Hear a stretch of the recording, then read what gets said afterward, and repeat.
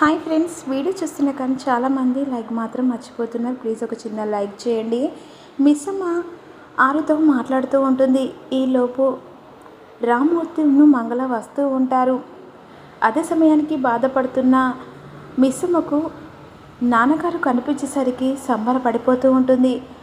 ఇక పరుగులు తీసుకుంటూ రామ్మూర్తి దగ్గరికి వచ్చిన మిస్సమ్మ, ఇప్పుడే నీ గురించి అనుకుంటాను నాన్న, అక్కతో చెప్తున్నాను చెప్పేసి ఈ విధంగా అంటుండగా, అక్కెవరమ్మా అని చెప్పేసి రామ్మూర్తి చూస్తుండగా అక్కడ ఆరు మాయమైపోతుంది.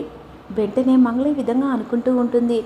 అక్కన అంటే మనోహరమ్మ చెప్పినట్టుగా ఇక ఈ ఇంటి ఇల్లాలు ఇక్కడే తిరుగుతుందా ఏంటి అని చెప్పేసి మంగళ మనసులో అనుకుంటుండగా, ఇదేంటి అక్క ఇంతసేపు నాతో మాట్లాడింది కదా, అప్పటికప్పుడు ఎలా వెళ్ళిపోయింది, ఎప్పుడు నాన్నకి పరిచయం చేద్దామంటే ఈ అక్క అసలు కలవడమే లేదు అని చెప్పేసి మనసులో అనుకుంటూ ఉంటుంది మిస్సమ్మ. ఇప్పుడు వెంటనే మంగళ మనసులో అనుకుంటూ ఉంటుంది, అయితే గీ పోరి ఇక్కడనే ఉందన్నమాట, నోరు అదుపులో పెట్టుకోవాలని చెప్పేసి మంగళ కాస్త కంగారు పడిపోతూ ఉంటుంది. హ్యాపీ ఫాదర్స్ డే నాన్న అని చెప్పేసి ఈ విధంగా ఇక మిస్సమ్మ చెప్పిన తర్వాత ఆ మాట వెంటనే రామ్మూర్తి విధంగా అంటారు.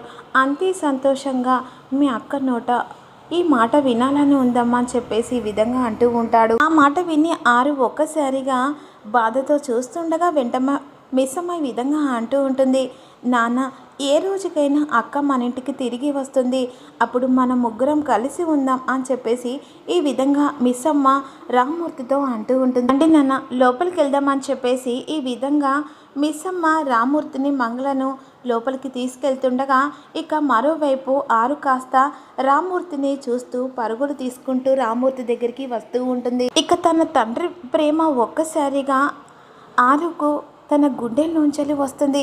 పరుగులు తీసుకుంటూ వెంటనే రామ్మూర్తి లోపలికి వెళ్తుండగా అడ్డుపడి ఒక్క నిమిషం ఆగండి అని చెప్పేసి అంటుండగా చేతిలో ఉన్న కూరగాయల సంచి ఒక్కసారిగా అలా వదిలివేస్తాడు. రామ్మూర్తిని హక్ చేసుకోవడానికి ట్రై చేస్తూ ఉంటుంది. బట్ ఆరు చనిపోయింది కదా, తన ప్రేమను తండ్రి ప్రేమను చెప్పడానికి హ్యాపీ ఫాదర్స్ డే నాన్న అని చెప్పేసి బాధతో చెప్తూ ఉంటుంది రామ్మూర్తికి. వెంటనే రామ్మూర్తికి ఆరు మాటలు వినబడుతూ ఉంటాయి. ఒక్కసారిగా వెనక్కు అడిగేస్తాడు. ఇక అలా షాక్లో ఉండిపోతాడు.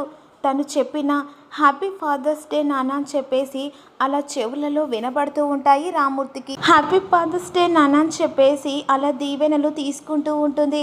అప్పుడు రామ్మూర్తికి ఇక ఆరు కనిపించినట్టుగా తనని దీవిస్తూ సంతోషంగా ఉండు తల్లి అని చెప్పేసి దీవిస్తూ ఉండగా లోపలికి వెళ్తున్న మిస్సమ్మ, ఏంటి నాన్న అక్కడే ఆగిపోయావు, లోపలికి రా అని చెప్పేసి అంటుండగా, వస్తుందన్నమ్మా, అసలు ఈ ఇంటి ఇలవెల్పు తల్లి నాకు కనిపిస్తుందా, లేకపోతే అలికిడి నాకు వినిపిస్తుందా, ఈ ఇంటికి ఉన్న సంబంధం ఏంటో నాకు అర్థం కావట్లేదని చెప్పేసి రామ్మూర్తి ఆలోచించుకుంటూ లోపలికి వెళ్తుండగా ఇక మరోవైపు గుప్తా కూడా షాక్లో ఉండిపోతాడు.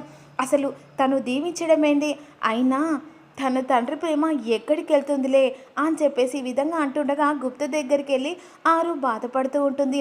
అసలు మిస్సమ్మ తండ్రిని చూస్తే ఏదో తెలియని బంధంలా అనిపిస్తుంది గుప్తా అని చెప్పేసి ఈ విధంగా అంటుండగా, బంధం ఉంది కదా బాలిక అని చెప్పేసి సడన్గా నోరు జారుతాడు. ఏంటి గుప్తా ఏమంటున్నావు? అబే ఏం లేదు బాలిక, అంటే బంధం అంటే ఇప్పుడు నువ్వు తనని ఈ ఇంటికి కోడలు చేసావు కదా, ఆ బంధం ఉందని అంటున్నా అని చెప్పేసి గుప్తా మాట మారుస్తాడు. ఆయన అతన్ని చూస్తుంటే నా తండ్రిని చూసినట్టు, ఇక బాగిని చూస్తుంటే ఇక నా చెల్లెలు చూసినట్టుగా అనిపిస్తుంది, ఎక్కడో ఏదో బంధం తెగినట్టుగా అనిపిస్తూ ఉంటుంది అని చెప్పేసి ఈ విధంగా అంటూ ఉంటాడు. అప్పుడు గుప్త మనసులో ఈ విధంగా అనుకుంటాడు, అవును బాలిక, అతను నిజంగా నీ తండ్రే, తను నీ చెల్లెలే, కాకపోతే విధి విచిత్రం వల్ల ఇలా దూరం అయ్యారు, అంతేకాని నీ తండ్రి అని చెప్పుకోలేని బాధలో, నీ చెల్లి అని చెప్పుకోలేని బాధలో నువ్వు ఉన్నావు, ఇక అది విధి తలరాతకు ఇక తల వంచక తప్పదు బాలిక అని చెప్పేసి గుప్తా మనసులో అనుకుంటూ ఉంటాడు. రండి నాన్న అని చెప్పేసి మిస్సమ్మ లోపలికి తీసుకెళ్తుంది. ఇక లోపలికి వెళ్ళిన తర్వాత అమర్ తల్లిదండ్రులు ఇక రామ్మూర్తిని మందలిస్తూ ఉంటారు. మరోవైపేమో ఇక మనోహరి మంగళను చూస్తూ సైగ చేస్తూ ఉంటుంది. వెంటనే మంగళ ఇక మనోహర్ని కలవడానికి చాటుగా వెళ్తుంది. ఇక ఏంటి ఇక్కడికి వచ్చారని చెప్పేసి అంటుండగా ఇక ఈ ముసలోడు పొద్దున్నుంచలి ఫాదర్స్ డేనా ఏదో డేనా అని అంటూ పొద్దున్నుంచి కూతుర్ని కలవనిస్తున్నాడు. ఇక కలవలిచ్చినందుకే ఇక్కడికి వచ్చాడు అని చెప్పేసి అంటుండగా, అవును నీకోటి మర్చిపోయాను. ఇందాక ఇక బాగికి అక్క కనిపించిందట, తనతో మాట్లాడనని ఇందాకే మేము వచ్చేటప్పుడు చెప్పింది. నాకు తెలిసి ఇక ఈ ఇంటి పోరి ఏమన్నా ఈ ఇంటి చుట్టూ తిరుగుతుందా ఏంది అని చెప్పేసి మంగళకు అనుమానం వస్తుంది. వెంటనే మనోహరి, ఏంటి ఏం మాట్లాడుతున్నావు? అవును ఇందాకే ఇక బాగి వాళ్ళ నాన్నతో చెప్తుంటే విన్నాను. అక్క కనిపించింది, అక్కతో మాట్లాడాను.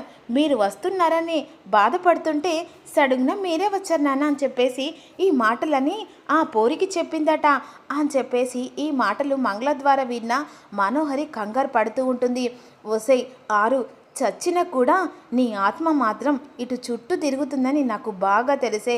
అసలు ఇక అమ్ము ప్రాణం తీస్తే కానీ నువ్వు ఇక్కడి నుంచి వెళ్ళవని నాకు బాగా తెలిసే. ఎలాగైనా అమ్ము ప్రాణాలతో మూట కట్టుకొని ఇక్కడి నుంచి తీసుకెళ్తులే అని చెప్పేసి మనోహరి మనసులో అనుకుంటూ ఉంటుంది. ఈలోపు ఇక నాన్న స్నానం చేసిరా అని చెప్పేసి మిస్సమ్మ చెప్పిన తర్వాత అలా స్నానం చేసి వచ్చిన తర్వాత హాల్లో కూర్చుంటేసరికి టీ తీసుకొచ్చి ఇస్తారు. మరోవైపు అంతకు ముందుకే రామ్మూర్తి ఇక మిస్సమ్మ గది వైపు వెళ్తూ ఉండగా అలా అమర్ ఆరు ఫోటో చూస్తాడు. ఇక ఆ ఫోటో చూసి వెంటనే పిల్లలు కూడా తాతయ్య బాగున్నారని చెప్పేసి అలా పలకరిస్తూ ఉంటారు. ఆ డ్రాయింగు ఇక అంజు పాప వేసింది అని చెప్పేసి అమ్ము చెప్తూ ఉంటుంది. చాలా చక్కగా గీసావమ్మ, కుందన బొమ్మలాగా ఉంది. ఏదో తెలియని పరిచయం, అంతేకాకుండా ఏదో అనుభూతి. ఇక ఆ డ్రాయింగ్ చూస్తుంటే అని చెప్పేసి రామ్మూర్తి పిల్లలతో అంటూ ఉంటారు. చాలా చక్కగా ఉందమ్మా అని చెప్పేసి ఇక పిల్లల్ని మెచ్చుకుంటూ ఉండగా ఈలోపు హాల్లోకి వచ్చి కూర్చున్న తర్వాత మిస్సమ్మ టీ తీసుకొచ్చి రామ్మూర్తికి ఇస్తుంది. ఇక రామ్మూర్తి టీ తాగుతూ ఇక అమ్మ బాగి నీకు చెప్పడం మర్చిపోయాను. అంజలి పాప వాళ్ళ అమ్మ నాన్న ఫోటో గీసింది. ఇక వాళ్ళ అమ్మ నాన్ననైతే అచ్చు గుద్దినట్టు ఇక ఎలా ఉందో మన ముంగిట ఉన్నట్టుగా గీసింది అని చెప్పేసి రామ్మూర్తి మిస్సమ్మకు చెప్తుండగా ఈ మాటలు ఇక దూరం నుంచి ఆరు వింటూ కంగారు పడిపోతూ ఉంటుంది. నాన్న పొద్దున ఇతను డ్రాయింగు గీసిచ్చాడు, పిల్లలు చూడనివ్వకుండా చూశారు.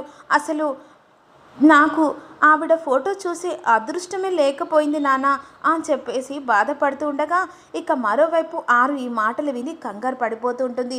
ఓ ఇప్పుడు నా ఫోటో చూసిందంటే నేను ఇక నిజాన్ని బయటపడుతుందేమో, అయ్యో అని చెప్పేసి కంగారు పడిపోతూ ఉంటుంది ఆరు. ఎందుకు బాధపడుతున్నావు బాగి? ఇక ఆ డ్రాయింగ్ ఫోటో మీ గదిలోనే ఉందమ్మా, వెళ్ళి చూడు అని చెప్పేసి అంటుండగా ఆ మాటలు విని ఆరు కాస్త కంగారు పడిపోతూ ఉంటుంది. ఇప్పుడే వెళ్ళి చూసిస్తానని చెప్పేసి గబగబా సంతోషంతో అలా పైకి వెళ్తుండగా ఇప్పుడు ఏం చేయాలి గుప్తా అని చెప్పేసి గుప్తా దగ్గరికి వస్తూ ఉంటుంది. ఇప్పుడు మిస్సమ్మ నా ఫోటో చూసిందనుకో ఇక నిజాలన్నీ బయటపడతాయని చెప్పేసి కంగారు పడిపోతుండగా ఈ లోపు మాత్రం మిస్సమ్మ తన రూమ్ దగ్గరికి వెళ్తూ ఉంటుంది. ఇక మరోవైపు ఆరు కంగారు పడుతుండగా ఈ లోపు మాత్రం మిస్సమ్మ తన రూమ్ దగ్గరకు వచ్చి చుట్టుపక్కల చూస్తుండగా ఆరు అమర్ ఫోటో చూస్తుంది. ఒక్కసారిగా షాక్ అయి ఇక షాక్లో ఉండిపోతుంది. తను కలిసిన ఆరుతో మాట్లాడిన మాటలు జ్ఞాపకాలు ఇక చూస్తూ షాక్లో ఆ అక్క తన పరిచయం తన జ్ఞాపకాలు మొత్తం తన కళ్ళ ముంగడ కదులుతూ ఉంటాయి. ఇక మిస్సమ్మ కాస్త షాక్లో ఉండి ఇక ఫోటోను ఒక్కసారిగా షాక్లో చూస్తూ ఉండిపోతుంది. అంటే ఈ ఇంటి కోడలే తన అక్క, తన ఆత్మ తనతో మాట్లాడుతుందని తెలిసిపోతుంది. మరి వచ్చే అప్కమింగ్లో ఇలాంటి మలుపు మనోహరి తను చంపిందని ఇక మిస్సమ్మకు చెప్తుందనేదే వచ్చే అప్కమింగ్లో మీరు తెలుసుకోవాలనుకున్న ఎంతమంది ఉన్నారో అంతమంది లైక్ చేయండి, అలాగే సబ్స్క్రైబ్ చేసుకోండి. Thank you.